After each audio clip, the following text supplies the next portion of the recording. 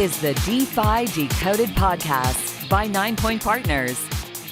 The ideas and opinions expressed in this podcast should not be taken as investment advice. Always consult with your financial advisor before investing. Hello and welcome back to another episode of DeFi Decoded. I am Alex Tapscott. Our dear friend Andrew Young is taking the week off for a very special family reason, which I'm sure he will share on the next episode. So there's no guest today. And as a little change of pace, I actually wanted to share something that I'm really excited about and very proud about, which is the Consensus 2025 in Toronto highlights. So at this show, I was the host of two panels. One was a panel about the intersection of crypto and AI. I had an all-star group, including Trevor Kaverko, the founder of Sapiens, Mike Grantis, the founder of Contango VC, which invests in crypto and AI opportunities, and Douglas Heinzman, who's the chief catalyst at the Blockchain Research Institute in Toronto. We talked about some of the challenges of integrating these technologies, some of the opportunities around agents, decentralized physical infrastructure, and a few other really exciting areas. What's happening, what's hype, and where we're going. So I really love that episode. Would encourage you to check that out if you're curious about those two technologies. And then the other video is about how Canada can lead again. As everyone who listens to the show knows, I'm based here in Toronto, Canada, and a big believer in what Canada can do in Web3. It's very much a made in Canada story. If you think about the origins of Ethereum, many of the original Bitcoin core developers, and much else has come out of Canada.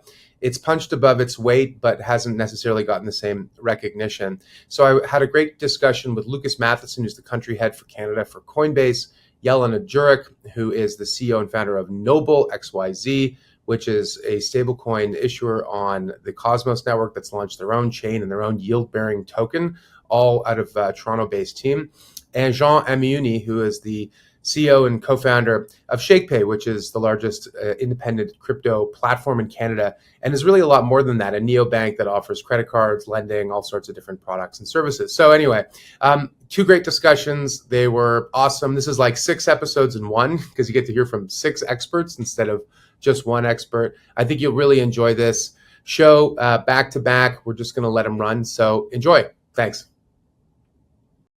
How are we all doing today? How are you feeling? Good? Good.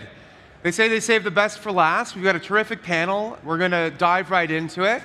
So we're in this really interesting period in time. We're here to talk about crypto, but everyone understands that there are multiple new technologies that are all emerging at the same time. And the two most important and most influential of those are crypto and blockchains, a new internet of value, a way to move assets peer-to-peer around the world, that promises to change how markets work, how finance works, how business models work, and of course AI, the technology that is allowing us to really rethink what computers can do, from devices that can perform data processing, that can search for information and so forth, to devices that can plan, perform tasks, maybe think, and maybe even reason as well.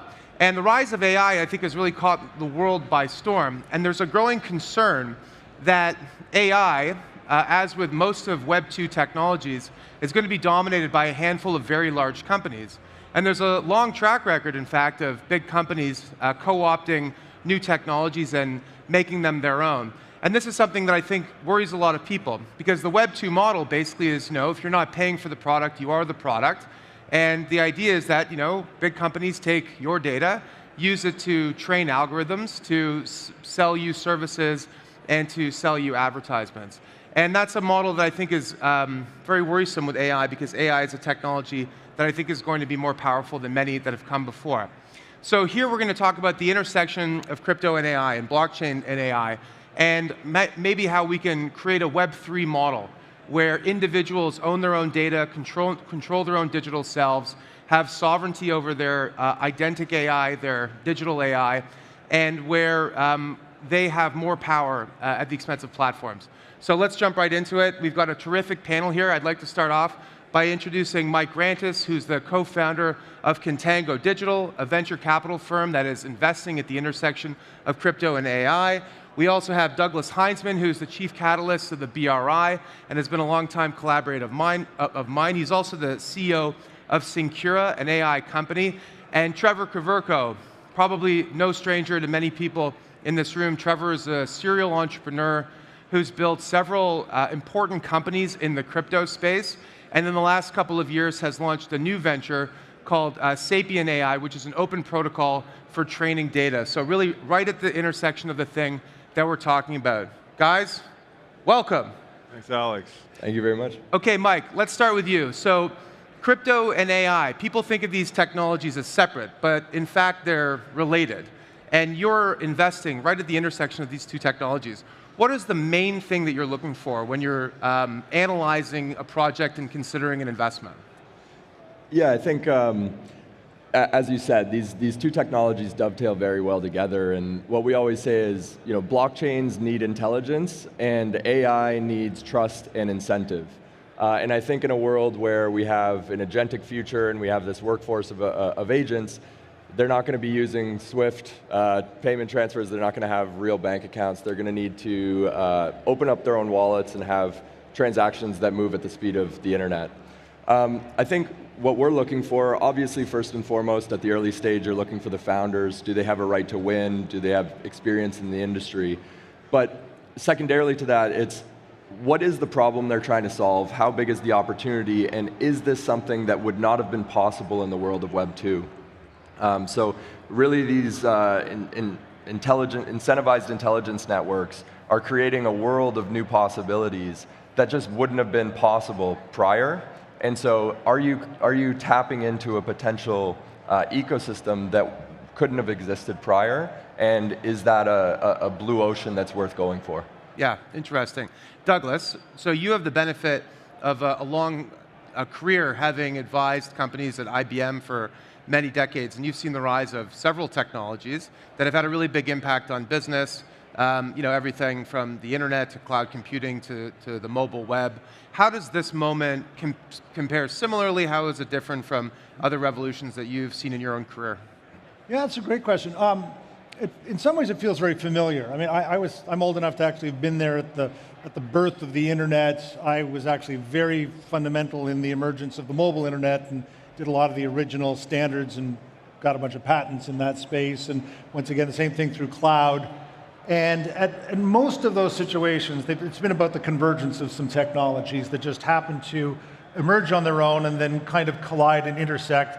And then there's this huge explosion of value and creativity and innovation that comes out of that collision. This moment we're in, where this kind of perennial problem about how do we deal with the trust issue, when intersected with this commoditization of intelligence and bringing vast amounts of reasoning and information search capability to individuals and to companies, and having those things merge and collide is really the basis for quite an extraordinary new era in the economy, in my opinion. And once again, having seen so many of those kind of explosions, this one actually seems like something very fundamental. If those other ones have been chapters, and maybe the internet was actually a section or a part one, but some of these others have been kind of chapters within that section, this feels like it's the beginning of a really important section of the longer term story. Interesting. You mentioned the trust issue, and I want to sort of double click on that and get everyone's thoughts, because there's all this data that goes into these models, right? And everyone assumes that these big AI companies are just like scraping the web and gathering all this data. But Trevor, you know that there's a little more to it, that the labeling of the data is as important as the data itself. And that behind all of this fancy technology and these multi-billion-dollar startups is an army of data labelers. And so there are these people that are kind of largely responsible for ensuring the quality of the inputs that go into training these models. But it's also one where those people don't really get to participate much in the value that they're creating. So why don't we use that as a starting point to talk about trust in data and then how Sapien fits into all that. Yeah, thanks, Alex. Always great to be on a panel with you. Think of the internet. Think of all the shit on the internet. Good, bad, medium, all of the data. It's crazy. It's like tons and tons of data, petabytes and exabytes of data, zettabytes of data, produced every minute, every second, every millisecond.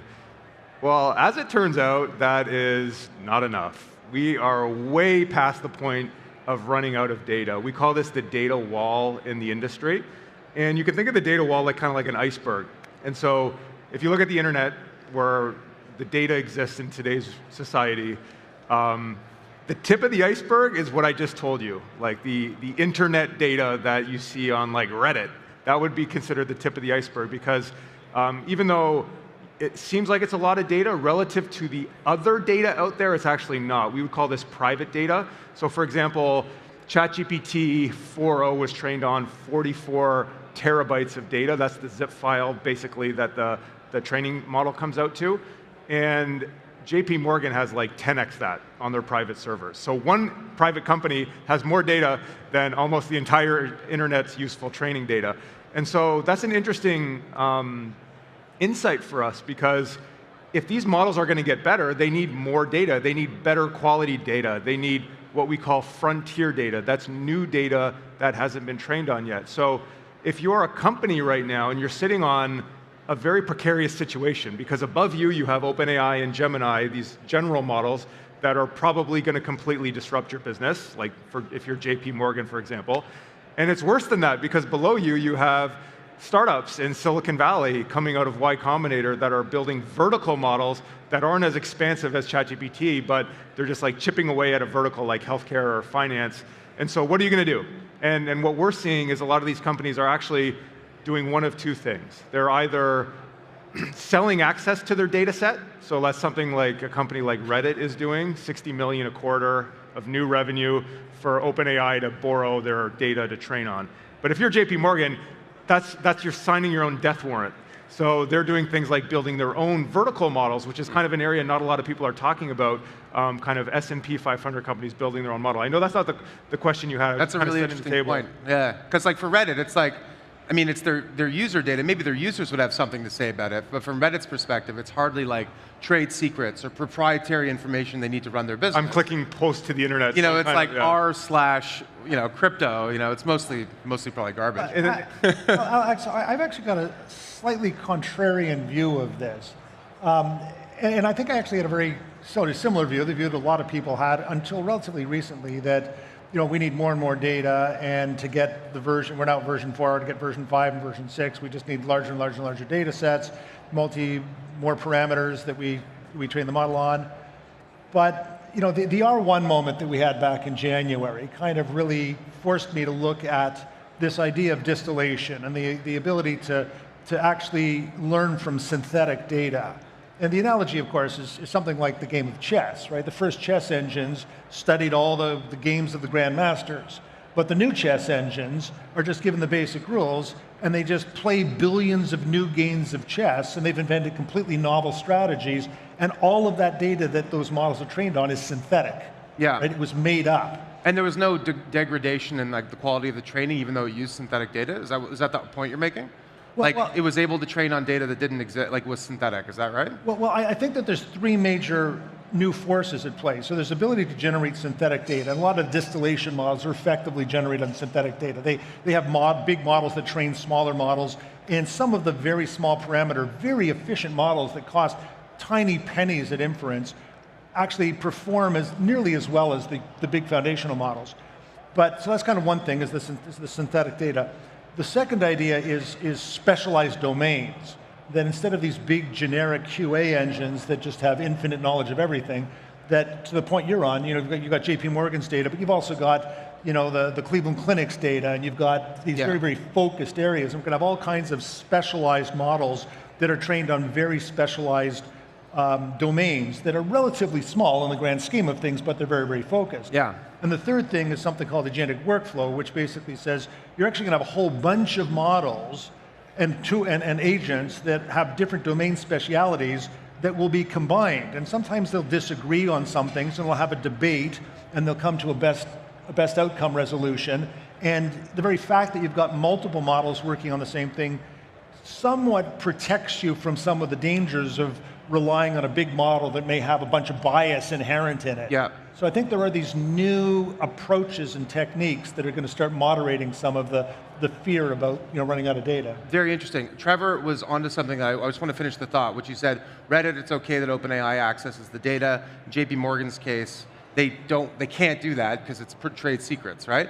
So they're building vertical models. So continue on that point, and then I want to get Mike's point of view on this right afterwards. Yeah, just to put a bow on that, so an interesting kind of timeline is if you look back to the first winning model was ChatGPT, #1. But it wasn't the first. It actually was Google internally that wrote the Transformer paper that was the backbone of OpenAI, which was the first company to commercialize it. But why did OpenAI win and Google lost? They actually had an insight, which is it turns out if you put real humans, like millions of them, an industrial scale amount of humans, into these data sets by labeling the data, classifying the data, annotating the data, cleaning the data, and then you train it for pre-training, you get better results. And that was the major unlock that caused ChatGPT 1 to be magical and Google's models to not even be confident enough. These are human beings. Real humans. Where are they?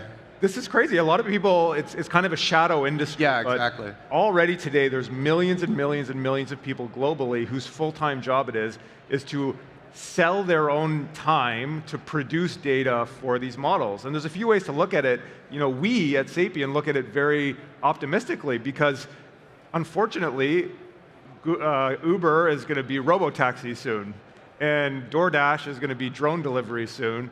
And so, are humans going to be useful?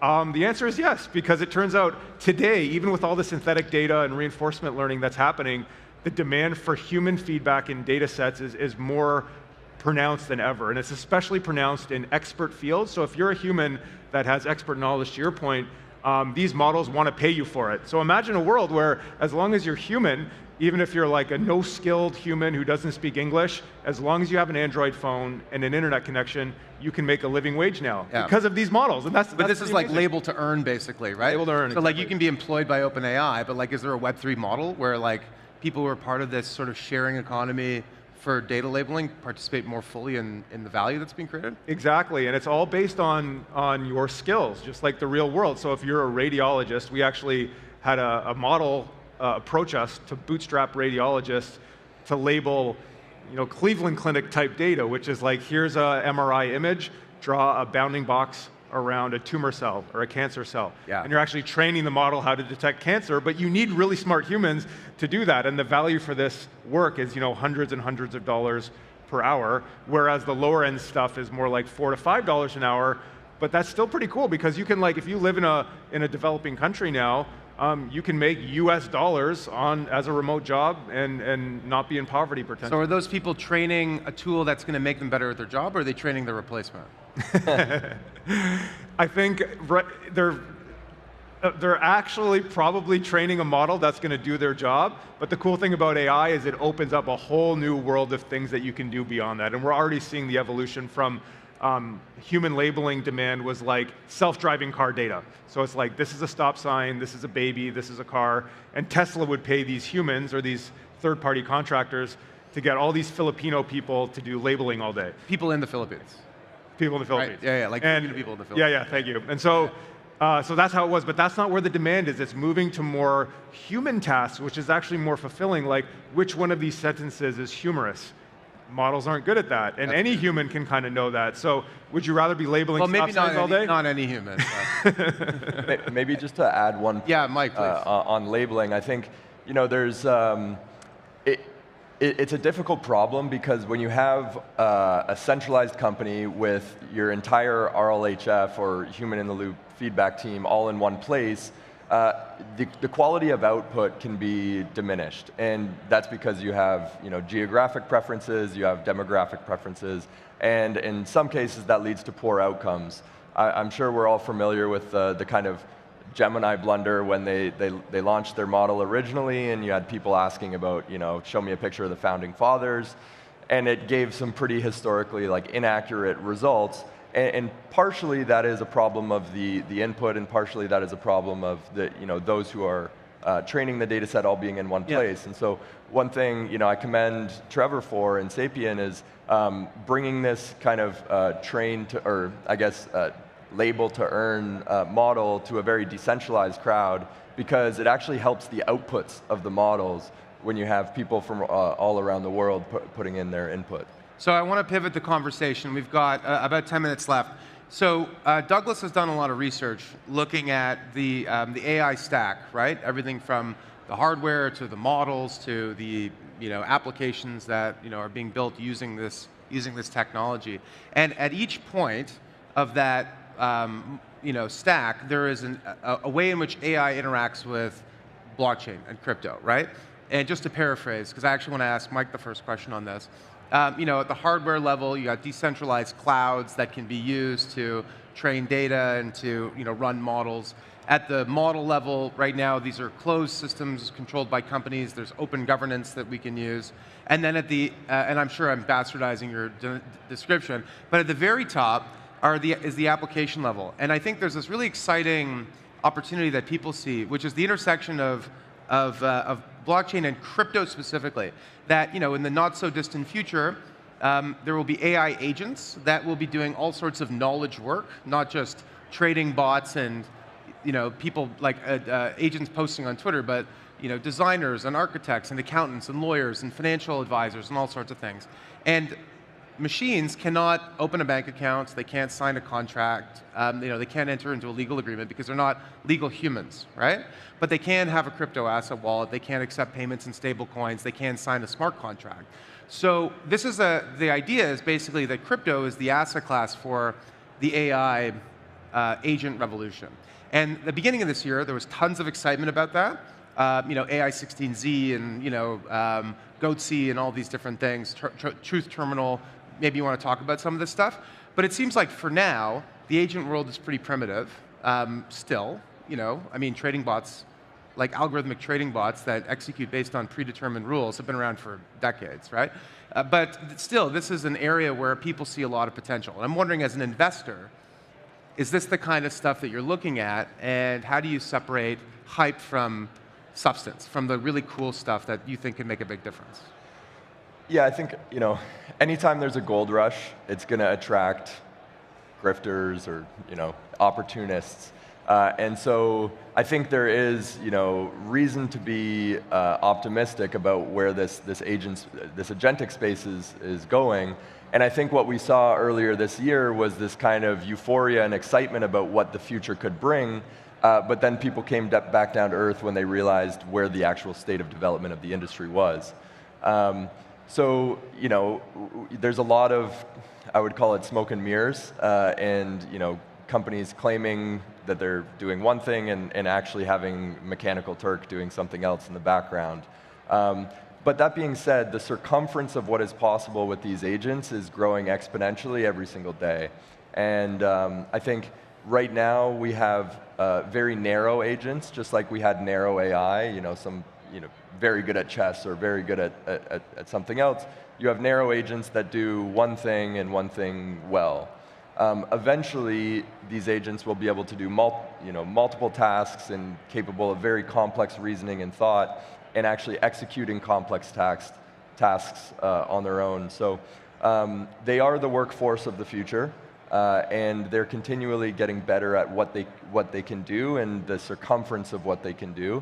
I think really just the proof is in the pudding as to where we are right now. It is still early, and there's reason to be excited, but there's still a lot of work to be done. Yeah, absolutely. So Douglas, I want to, if you want to respond to that, but I also want to ask you a more pointed question, which is that we're talking about the Web 2 model. Like, if you don't pay for the product, you are the product, and data was the most important asset class. But at the BRI, you're doing a lot of research into this new concept of identic AI. And in fact, Don Tapscott, yes, we are related, he's my dad, has a new book coming out about that exact topic, which you've contributed a lot to the research for. So can you maybe talk a little bit about, like we've talked about, the data labeling, the application side. What about the promise and peril of this new age? Like, how do we get it right for the Web3 era? Yeah, well, there's lots of promise and peril. I think that where this inevitably goes is these agents that you're defining as narrow become less and less narrow, and at some point they become imbued with an authentic agency, that they actually have the ability to make decisions. They become much more goal-oriented, and you kind of point them in a direction, and they'll go off and do a bunch of work and have a lot of initiative on their own. And we can already see the path to that world. And some of the obvious implications of that is that we're going to have agents that are digital versions of ourselves, that they'll have agency on behalf of ourselves, and they'll go off and they'll interact with the healthcare system and advocate on our behalf and collect our test results and consult with other doctors and all that kind of stuff, and they'll help us optimize our education, and they'll do all kinds of stuff. But in interacting with us, they'll learn more and more and more about our values and our principles and our priorities, and that will be reflected in all the agents they exhibit. At some point, there's some really intersections. Well, sorry, to the business model point, there's a lot of concerns as soon as that happens that, who really owns these agents, right? Is it these big tech companies, the government, or do I have any real sovereignty over the digital facet of my personality? Yeah. And, privacy really is the building block of liberty, and to build a functioning market economy, you need a whole bunch of liberty. So I think we do need to move to that distributed AI Web3 stack that you talked about. And I think that we're going to start to see a world where, for example, I might be a new version of a content creator, and this agent that's worked with me and understands all the work that I've done and all the things I've read, et cetera, I might be approached to do a book review for Don's new book. Yeah. But I don't have time to read the book, but my agent does. And my digital self reads the book as if it's me and comes up with the opinion and the review of the book with my voice, with my intellect, with everything, and I get paid for that. Yeah, well, as someone who actually reads and reviews books for a living, the New York Post, I'm the technology book reviewer, it takes like 20 hours to read a book and another like 5 hours to write a review. So if I can get paid and not have to work, that would be really great. Well, that's my point. So we get this identity farming, or this identity yield capability, and then we're going to need to tokenize the heck out of this. We're going to need to have wallets, because my agent doing this work as me out there in the digital world is going to be being paid or paying for other people to interact with them. And of course, me being the sponsor, the physical person, will benefit from my agent's interaction with the world. I'm reminded of that quote that the method of pedagogy is that the knowledge goes from the mouth of the professor to the pen of the student without going through the brain of either. And it reminds me of will things go from one person's agent to the other person's agent without either human being actually digesting or learning anything as a result? That's actually in synthetic data. They call it digital mad cow disease, where it's kind of just recursively training on itself. Yeah. And it gets slightly worse every time until it's unrecognizable by the end of it. So it's a real problem. Yeah. Say more about that, Trevor. Well, when you have training data, it's not all created equal. And so I think the gold standard of training data is we call ground truth training data. So it's directly from, because think about who's using these models. It's humans. So we want to service them by training on real human data. And so that was an insight we had, is that it's not just the quantity of data that everybody talks about, it's the quality. And if you have just machines and ChatGPT creating its own data, it's kind of like human cells. Every time they copy themselves, it's slightly worse. It's like a photocopy machine. Every time you photocopy it, there's a little error, or a little blemish, or a little glitch, and just over time it gets worse. So it's an ongoing academic problem that's still not solved yet.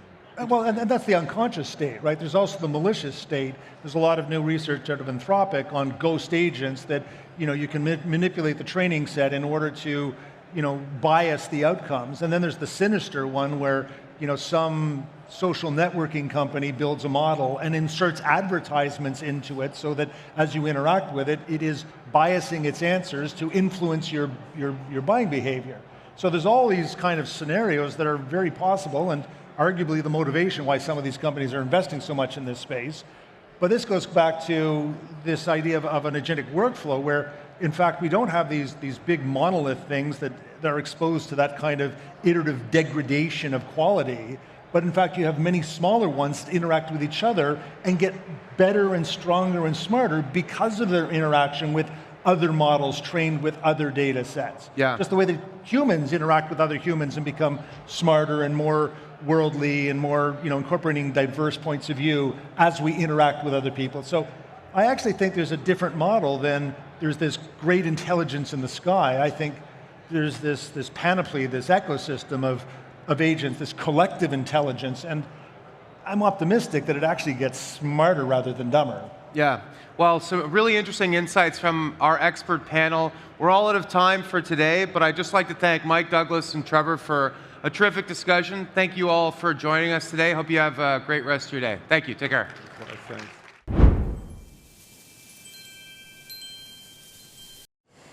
All right, welcome everybody. I hope everyone's had a terrific week here in Toronto for Consensus. Today we're going to talk about how Canada can lead again, and in honor of that, I've decided to sport my Canadian tuxedo for this panel. Hey. I told all my other panelists to do the same, but I guess they got lost in the junk folder. So, as many people know, blockchain and crypto is a technology that developed around the world in many different places. But Toronto in particular has played a very large and I would say kind of outsized role in the development of this industry in this asset class. Ethereum, which today is worth $300 billion, was founded by an international group that consisted of mostly Canadians, people like Vitalik Buterin and Anthony Diorio and Joe Lubin. And today, Ethereum is worth twice the size of RBC, Canada's largest company, almost 3 times the size of Shopify, Canada's largest technology firm and a global champion. It's probably the most successful Canadian business that's ever been developed or launched, and very few people know about that. About a decade ago, facing some hostility, maybe even indifference from the business community and from regulators, a lot of people from the Ethereum world left Canada. And that was an economic opportunity lost that the country hasn't experienced in a very long time. But as anyone who's seen me on stage knows, I'm fond of saying that there's nothing so powerful as an idea whose time has come again. And this week, I think, has been a real testament and an opportunity for Canadian founders, executives, and builders to showcase the extraordinary work that is happening in this country today, to highlight the way in which Canadians are extremely innovative and very adaptive when it comes to crypto, and to, I don't know, maybe give us another kick at the can to make Canada a global leader once more. So with that, I'm delighted to welcome what I would say is an all-star panel, probably the best panel that could ever be assembled for a discussion about Canada. Jean Amiuni, who's the founder of ShakePay, Jelena Jurek of Noble, and Lucas Matheson, who's the country head for Coinbase Canada. So let's kick it off with Jean. Jean, you've built your company entirely in Canada. I know it hasn't always been easy, but today you're, I think, one of the largest, if not the largest, crypto asset firms domiciled here, employing a couple hundred people. What's it been like to build a business in this industry here in Canada? Tell us about that. Yeah, thanks, Alex. To be quite honest, it's been quite hard. Yeah. I'm an engineer by training, so I'm a technologist, and so maybe just some background. Like, we started ShakePay about 10 years ago from Montreal. We started in a basement, 2 engineers. We didn't quite know about securities regulations or whatnot. Like, we were in it because we got really excited about the tech, as they say. And yeah, so we were generally interested in Bitcoin. We wanted to make Bitcoin more accessible. It was this online currency. It was just so exciting. You could send money. You can get a bank account in some way. You could move money without needing anyone's permission. You could do it online, 24/7, 365. It was instantly available, and it was generally for free. And these were these principles of Bitcoin that were just so exciting. And so, we started the company. We wanted to make this available to all Canadians, and ShakePay was really born to make that happen. And it's been a tough journey. I think Canada generally has, as you said, it's a bit harder from a regulatory perspective to play in the space. Banks and financial institutions, they don't quite like taking risks with these new projects and innovations, and so it's always kind of been an uphill battle. I mean, we're 15 years into Bitcoin, 10% of Canadians own Bitcoin, and Is that high or low in your opinion? I think it's higher than I thought it would be, Yeah. but it's also lower than I expected 10 years ago when we started. Fair enough. I thought we'd get further along. Okay, interesting. Let's ask. I want to ask Lucas a question. So, Lucas, you came from, I wouldn't call it Web 2 because that's not really a fair way of characterizing Shopify's business, but a technology company, a non-crypto technology company, and you were poached, I think, to head up Coinbase Canada when they made a huge push into the country. Tell us about the experience with users. Like, what has Coinbase found about Canadian crypto users, and how does that contrast to US and global users? I would say Canada ranks as the third most crypto country of all the international geos that we operate in. So Coinbase does surveys all over the world, understand sentiment, understand awareness around crypto and digital assets, and Canadians are generally very tech savvy. For a lot of the good examples that you mentioned, Ethereum was founded here, and there's a sense of pride around crypto within the developer ecosystem, but I would say we also have a really strong computing science ecosystem in Canada, and over the last couple of years we've connected with universities across the country in the computing science groups, and there's so many builders in universities building on chain. I was at a hackathon at the University of Ottawa a couple months ago with 800 students that were hacking away, building on chain and coming up with ideas. And so I think when we think of Canada, I think there's the opportunity for technology, but I also think there's just a significant gap in the quality of financial infrastructure that we have here in Canada, and a huge opportunity for us to leverage technology like crypto to provide more efficient mechanisms for Canadians to move money around, but also to store, preserve, and invest their wealth. And so I think there's the opportunity is quite clear, but Canadians generally, I'd say, are prime to adopt technology and drive more efficiencies in Canada. Well, it's absolutely true. I mean, Canada's financial services industry is notoriously uncompetitive.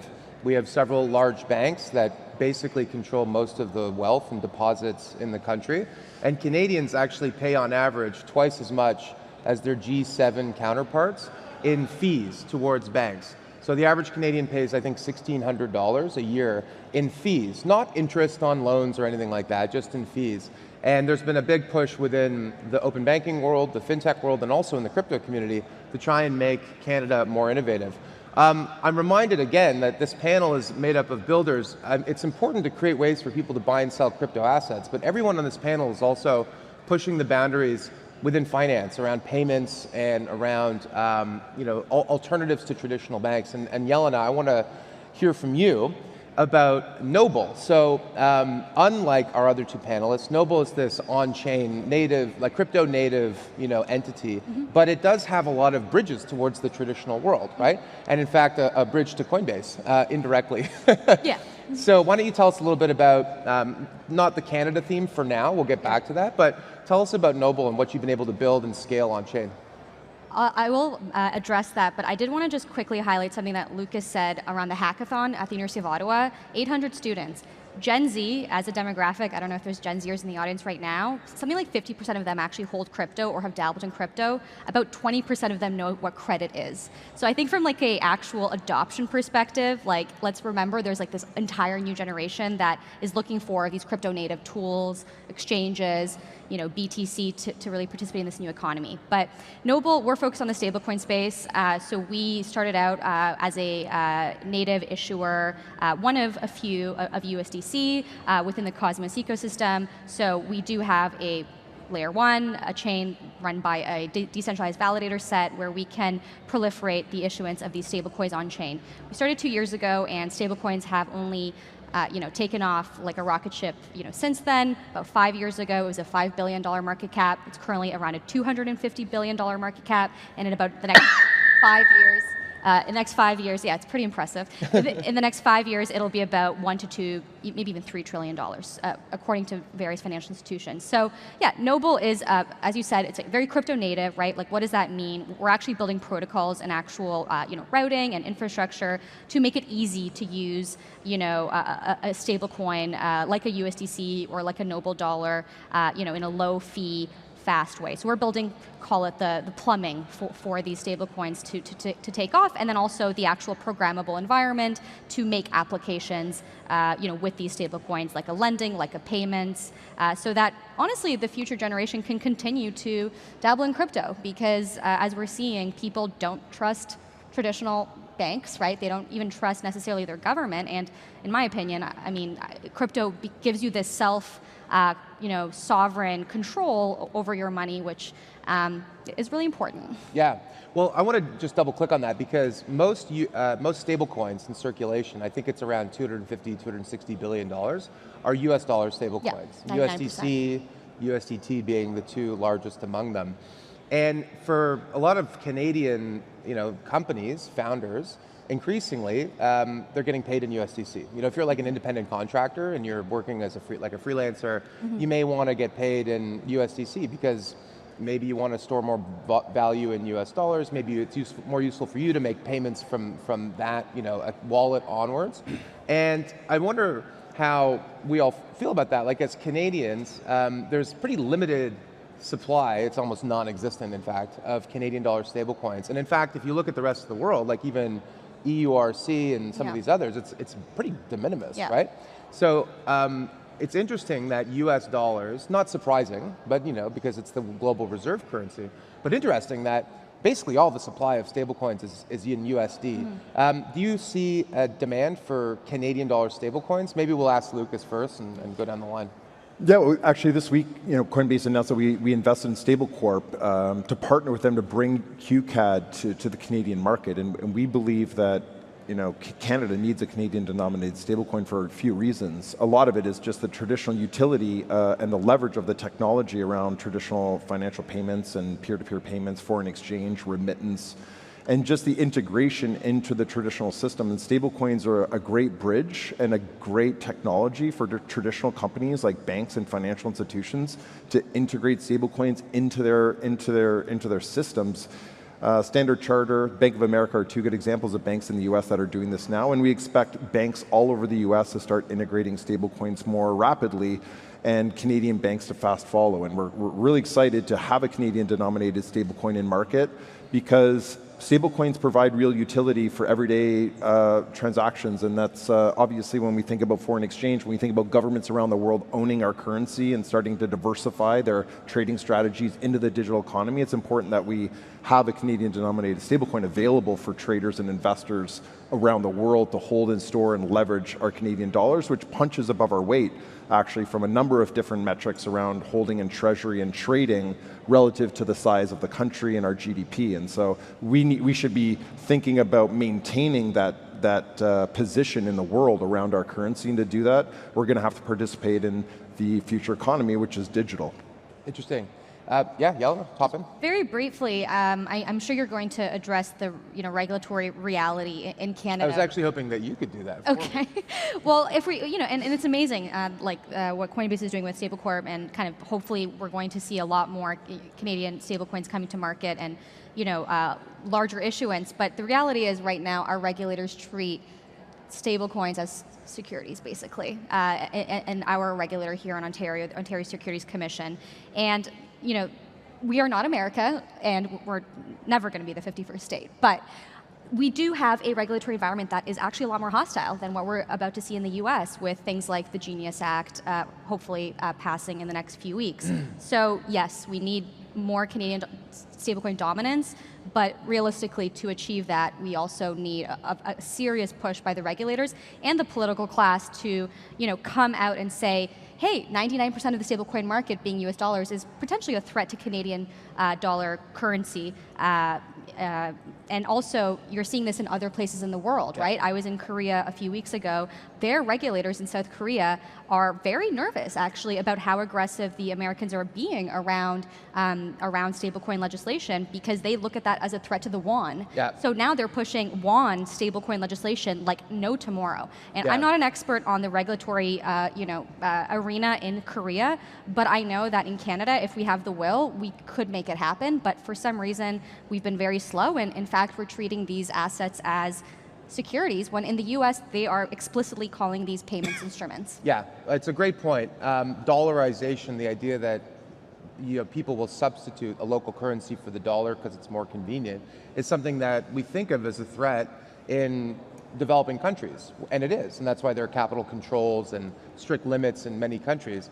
We don't think of it as something that could be a threat in Canada, typically, but I think this technology lowers the barrier. So I agree with you, stablecoins are not a provincial securities matter, they're something that is in the national interest and should be treated as such by elected officials. And that would be, to have that kind of change in perception would be very important.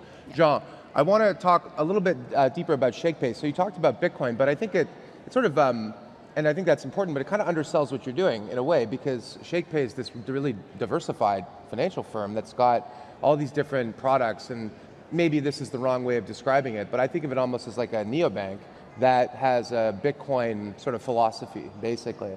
So can you talk a little bit deeper about how you're using Bitcoin as a way to maybe onboard people into some of these other services that you're providing? Yeah, so I mean, that's a great way of putting it. I think, we see Bitcoin and the value that Bitcoin brings. It's a store of value. It allows you to transact online for free, instantly available, and always accessible. And we see this and we contrast this to our financial system today. In Canada, as we alluded to earlier, like it's slow. It's slow. You have to go to the branch to be able to perform transactions, and it is quite expensive. And I think when you've entertained the idea of being able to always transact with with your money, you can't quite go back. Yeah. And I think this was kind of the philosophy that we got from Bitcoin, was that you can hold currency. Excuse me. You can hold currency. You can hold something that has a strong store of value that you can. I'm really sorry. Excuse me. I'm getting choked up just hearing you talk. Yeah. In there. You can hold currency. You can always move it, and so we want to build a whole ecosystem around this, and essentially a financial service around this. And so when you sign up to ShakePay, it's not just quite an exchange where you can buy some Bitcoin. We are trying to get Canadians to earn Bitcoin and accumulate Bitcoin and hold Bitcoin. Bitcoin is a store of value, right? It is a better way to store your value long term, and so we take this to the extreme, and we say, hey, whatever air miles we're getting with these credit cards and whatever rewards you're getting with these other financial institutions, we will offer them to you in Bitcoin, and we will try to get you to, if you don't quite have the money to buy and save in BTC, your hard-earned savings, why not replace it why not replace whatever financial institution products you're using, credit cards and so on, with those on ShakePay, where you just earn Bitcoin instead. And that's it. Like we want Canadians to just get the feel of what it is to have some Bitcoin, because once you fall down this rabbit hole and you get you get a feel of what Bitcoin could be, it's really hard to turn back. Yeah, absolutely. Lucas, there was some news this week about Robinhood entering the Canadian market. So Robinhood bought WonderFi, which was Canada's largest Canadian-owned or Canadian domiciled crypto asset exchange. And it's so interesting. I've had several conversations now where people have said, "Oh, Robinhood is in Canada to compete with Wealthsimple and to compete with Coinbase," which I always think is really weird, because Coinbase, Wealthsimple, and Robinhood, in my opinion, are all trying to compete with the banks, right? Like, to my earlier point, most of the wealth and deposits in this country is controlled by these legacy institutions. But still, how do you react to that news that one of these big, well-funded, and pretty dynamic companies is entering the Canadian market? It's not surprising that international companies are interested in operating here in Canada. We have regulatory clarity, and it's a huge strategic advantage for us while the scope is narrow. But I agree with you. I think our strategy is to raise the tide, and we think the pie is significant, and there's a significant opportunity in Canada. But really, how I think about it is that Canada and our industry here is unique in some sense, in that the crypto trading platforms that have pursued regulatory clarity in market, we all know each other. We have actually quite a strong two industry associations in Canada, but we actually collaborate quite closely on policy issues and opportunities for us to work with our government. And really the opportunity is to help our government embrace this technology, get excited about it, so that we can introduce legislation around the world like we're seeing in the UK, like we're seeing in the United States. And so we have a power amongst us in coordinating and aligning our priorities, which we think is the most important opportunity here in Canada, is to drive more regulatory clarity. And in the spirit of you talking about Ethereum, to give you a sense of the challenge that we have in Canada, we have so many products and services that we want to bring to market. And the opportunity is, if we don't accelerate our ability to introduce derivatives, leverage, perpetual futures contracts, tokenized security, yield on USDC in Canada, what happens is that Canadians use VPNs and they access exchanges offshore, right? And this is the threat to Canada. And when you think of that as an analogy, the same thing happens with companies like Ethereum, where they are lacking regulatory clarity here in market. They do not have access to build a business here in Canada that can thrive and grow our economy, and so they leave. And when we think about the opportunity to build Canada and to embrace this technology, it's not just the opportunity for Canadians to divest and to own Bitcoin and to think strategically about their preservation of wealth and their long-term opportunity. It's also about all the entrepreneurs in this country, everyone in studying computing science right now that's excited about building on chain, about building tools and products that we can grow globally all over the world, which is an incredible opportunity for crypto. Is that Canada needs to think deeply about our commitment to the entrepreneurial opportunity for us to build on chain, and frankly, we have some of the best engineering talent in the world, just hands down. And for me, when I think about Web3, that is just a clear opportunity for Canada to start thinking deeply about policies that can help entrepreneurs understand this opportunity to get to work and to build on chain and to power experiences that can help billions of people access a digital economy. Yeah, Yelena, I want to just build off of what Lucas has said. So you mentioned, Canada and the US, there's some differences, but maybe there's some certain things that we could get inspiration from. And one is that the industry has been more effective in the US in making a case, I think, to people in government. You're a co-founder of the Canadian Web3 Consortium? Yeah. Got it. Council. Council, sorry, I knew there was a C word. 2 members. But, and I know there are founding members here on stage, but, and I think we heard there are a couple of these different groups, but are we doing enough? What can the industry be doing? We're not doing enough. Specifically, if you can, to try and shape the direction of how governments think about this? Narrative. Like, I'm walking down the escalator coming into the venue. What do I see? I see America BTC, I see Eric Trump and the group. That's fantastic, honestly. Like, they are promoting crypto. They're promoting Bitcoin, they're promoting the industry. They are pushing a narrative that is very powerful and strong. And I feel like sometimes we don't. You mean they're taking like a patriotic approach? It's the first pro-crypto administration, and we can disagree with policy, we can disagree entirely on different elements of that strategy, but the narrative is there. And I wish that our Canadian representatives can be pro-crypto in their own way. We have energy, we have clean energy, in the West and in the East. We can power, mining in a cleaner way than they power mining elsewhere in the world. We can support our builders in the University of Waterloo and the University of Ottawa across the country. We can say this is not like a taboo technology, and we can be proud of our Canadian roots in Ethereum, in the Bitcoin space. I mean, just entirely, for many years. And so what we could be doing is honestly on the narrative side. And I think like I Stand With Crypto was a great, example of this, like that Coinbase led, and then I know like the Canadian entity led here domestically. But we could be doing even more than that, right? Like, we need to be very proud of our heritage and our history, and we need to be loudly, hopefully, pro-crypto from a narrative perspective, and hopefully that pushes policy and regulations and things like this. So the story could be stronger. Yeah, the next time we do consensus in Toronto, it'll be Canadian Bitcoin, and won't be Eric Trump's face, it'll be your face. And ShakePay should be leading the charge on that as one of the original Bitcoin, native companies in Canada. Like, but I think you're right, like, culturally, maybe there's less, it's not an instinct of ours to immediately promote that quite as loudly. And there are certain benefits of that kind of culture. But in this case, I think you're right that this is something that we definitely could be doing a lot better. Yeah. This has been, I think like we could just keep going on this discussion. Jean, tell us what's so like you are now. Like, what's next for ShakePay? Tell us, and like how does that tie into kind of what do you think is next for crypto in Canada? Yeah, I mean, I think there's a lot. You know, I think we're still early, right? I think Bitcoin adoption in Canada is still quite small. Like, we still don't have financial institutions in Canada that support Bitcoin, that support Canadians owning Bitcoin. Yeah. I think you still can't own Bitcoin in your TFSA or in these registered accounts, and so in some way, you know, you've disincentivized the ability for Canadians to invest and to save in BTC. I think there's a lot in there. I think as much as we can get Canadians to start getting a feel of what it's like to use Bitcoin and all these other crypto apps, like, it's hard to go back.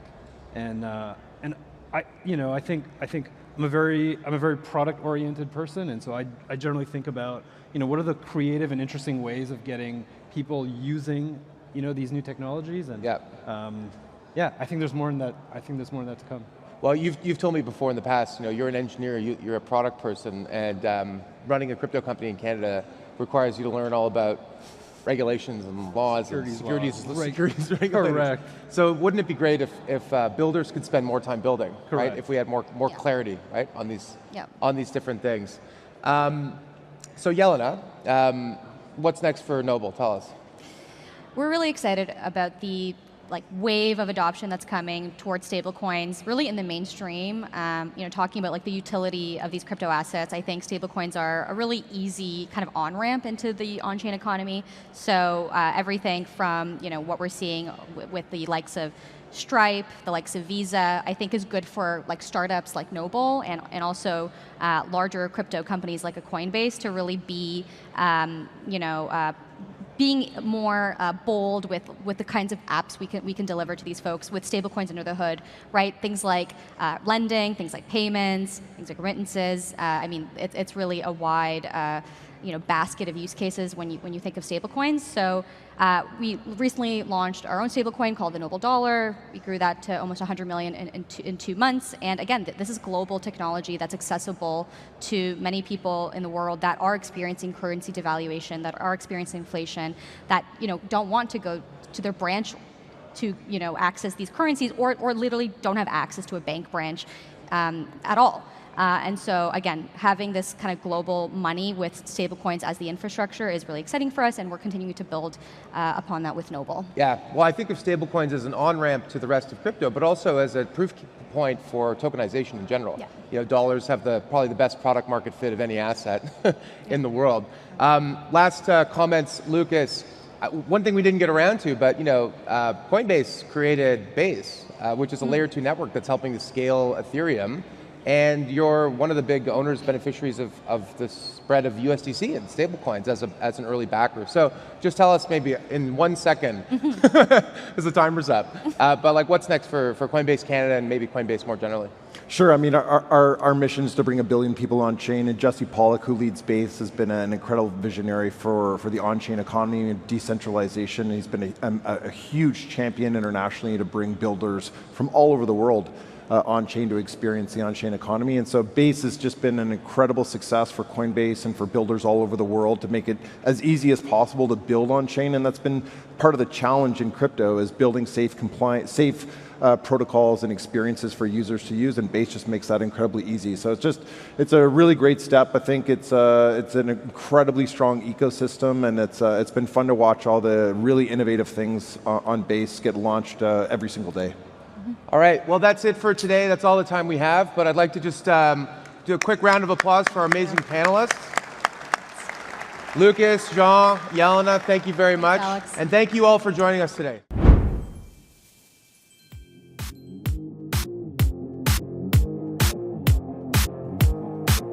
The information contained herein does not constitute an offer or solicitation by anyone in the United States or in any other jurisdiction in which such an offer or solicitation is not authorized, or to any person to whom it is unlawful to make such an offer or solicitation. Prospective investors who are not residents in Canada should contact their financial advisor to determine whether securities of the funds may be lawfully sold in their jurisdiction.